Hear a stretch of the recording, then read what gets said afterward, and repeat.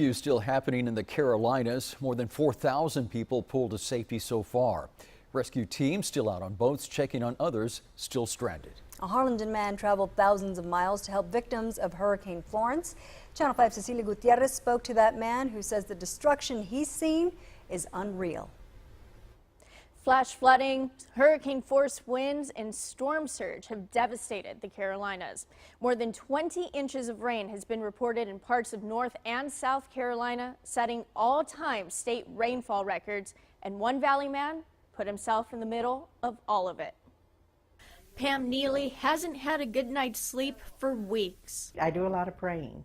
Her son Sean is a member of the Cajun Navy. As his mom, I just know that sometimes those situations can be dangerous. She says he's been in the Carolina area since before Hurricane Florence made landfall.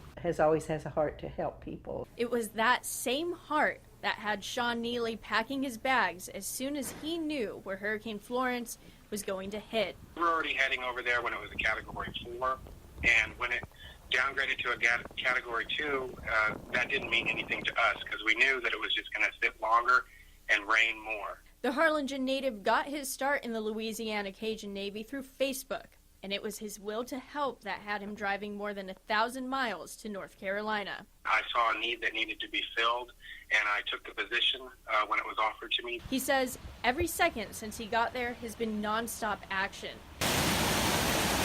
Neely describes the streets as having been turned into rivers, and the houses that used to sit in neighborhoods no longer exist. We're dispatching people out to the field, dispatching people to rescues, to homes. Neely says if there's one thing that stood out to him, it's the destruction Mother Nature can cause. It's just the devastation that's been happening in this area, the flooding and the destruction and people losing their homes, their valuables, and even their lives. But saving just one life makes the traveling, sleepless nights, and time away from his family worth it.